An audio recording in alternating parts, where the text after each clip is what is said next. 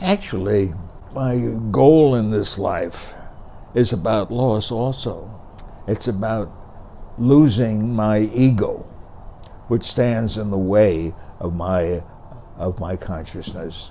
I mean, I get so concerned about what other people think about me, or whether I can do this lecture, whether I'm good enough, and I think my vision of myself, that I carry around, I suppose, like most people do, when they were a little child and they were told that you're just not good enough, and you carry that view of yourself around, and then of course that has its benefits too, because you try real hard to be good enough, and well, you accomplish many things in this life because your view is you're not good enough, and therefore you have to work real hard to be good, This does happen. Anyway, I suspect this happens to most people, that they carry part of themselves, part of that brain, part of their nature, part of their personality is they're not good enough.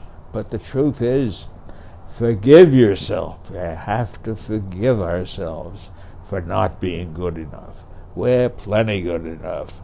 Well, the fact that we are is about we don't believe it, and consequently we keep trying and trying and trying, and no matter what we accomplish, our ego demands that we accomplish even more, or people won't like us, or we won't be fulfilled in this life. Actually, fulfillment is really happiness, but you cannot get fulfilled.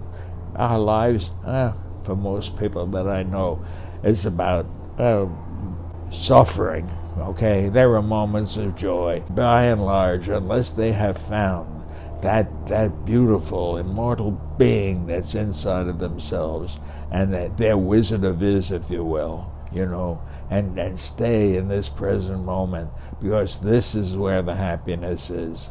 It's certainly not in the future bound by a wheelchair. No, that's a horror to be thinking of that all the time.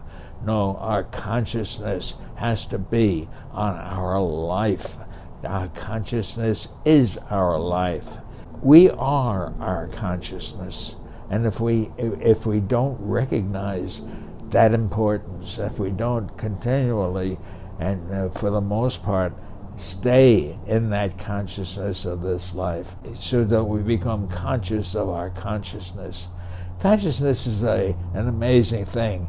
I remember watching Oprah Winfrey recently, and she was interviewing this woman who was a spiritual teacher, and Oprah asked her definition of God. And the woman, it was amazing to me that her definition didn't satisfy me. I mean, what she was talking about certainly isn't my vision of what God is. God to me is consciousness. He is like a sea of consciousness. And when we enter that sea of consciousness, we have an opportunity to be really happy in this life. So this is what it's about. This is how you cope with the loss.